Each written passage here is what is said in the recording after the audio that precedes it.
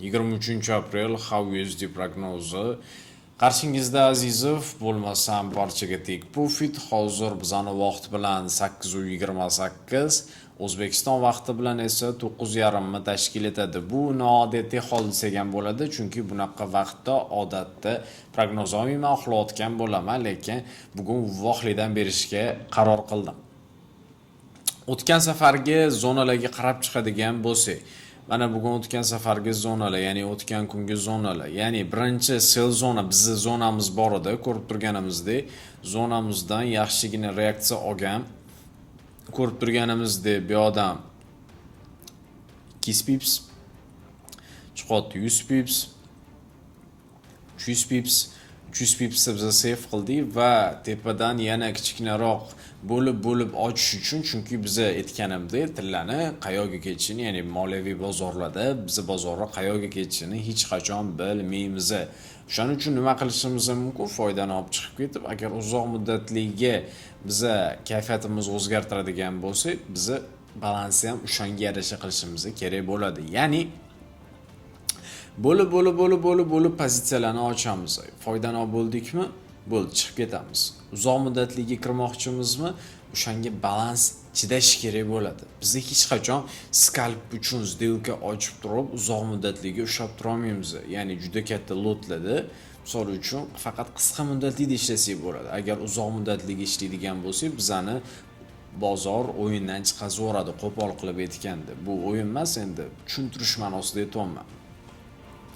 Aytganimda, agar o'tgan safarga aytganim bo'yicha ham 300 pips foyda bor, ko'rib turibsizlar, hammasi shu chizilgandagi. Bugun nima qilishimizni ham analizni bo'lganimizdan keyin ko'rib chiqamiz. Tak, tepadagi zona bor edi. Bizani o'zi rejalashtirgan zonamiz 60 bo'ladigan bo'lsa, undan oldin ham foydani oldik. 60 bo'lsa 500, 400 pips tepadan bizada hozir o'lchashimiz mumkin. 5,5% tushgan. 1800 pips tushibdi, juda ham ajoyib. Как ни крути, bizani tipi zone more risk bilan low riskga albatta urib bergan, kelasini urish uchun kamdan kam vaqt ketgan. Bizning ssenariy bo'yicha qanaqa edi? Hozir bizda hashtorda qanaqa holat ko'rishimiz mumkin. Tak. Okay. Bizda impuls bilan o'sgan, tushgan, impuls bilan o'sgan. Hozir men kutayotgan holat, ya'ni miyamdagi bor ideyani aytaman sizlarga. Aniq prognozlarni maxsus kanalimizda birgalikda ko'rib chiqamiz. Pastda link qoldiraman, maxsus kanalimizning natijalarini hech qanaqa yashiriqlarsiz ko'rishingiz mumkin bo'ladi. Xo'sh, okey. Bu yoqda chiqqandan so'ng narx harakati bu prognozimiz ideal o'xshab bo'ldi. Buni endi sal chekkaroqga surib turamiz. Tak, M15 da surib tura qolaylik.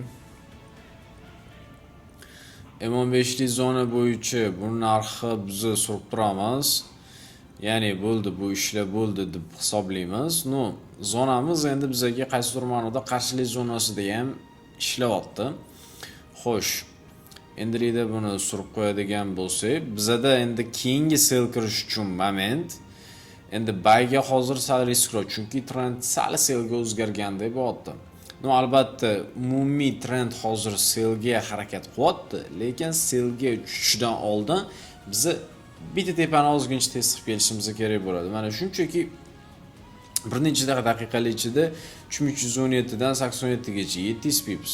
Bu oldilari orzu bo'lardi. Hozir juda ham oson bo'lyapti shunda. Tak. Ideyaga keladigan bo'lsak, xulosa narx harakati sekin-sekin kun davomida harakatlanib, buni qilib qo'yamiz. Endi men 20-30% lik o'zim miyamga kelgan va qilmoqchi bo'lgan narsamni aytyapman. Shu bo'yicha sizlarga ko'rsatib chiqaman. Tak. Okay.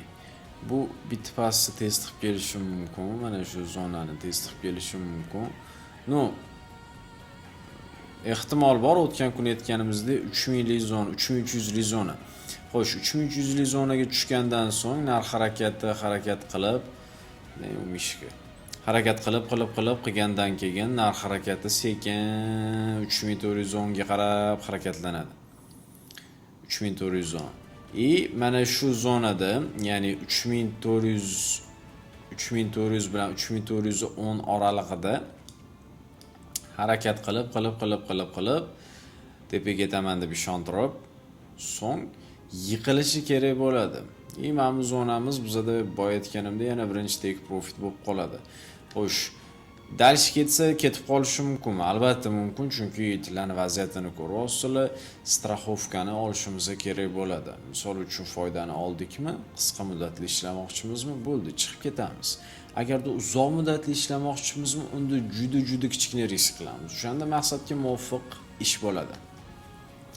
Xo'sh, bizada bu harakati tushib, harakatlanadi.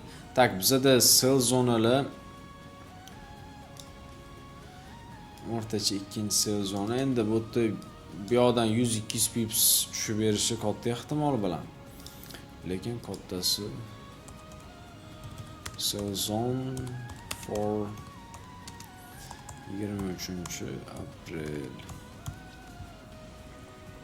Bizada mana shu zona sell zona bo'lib turibdi. Hozirda buyga harakatlanishi kerak, lekin bu sizlar buy ochishinglar kerak degani emas. Bu hammasi risklarga bog'liq.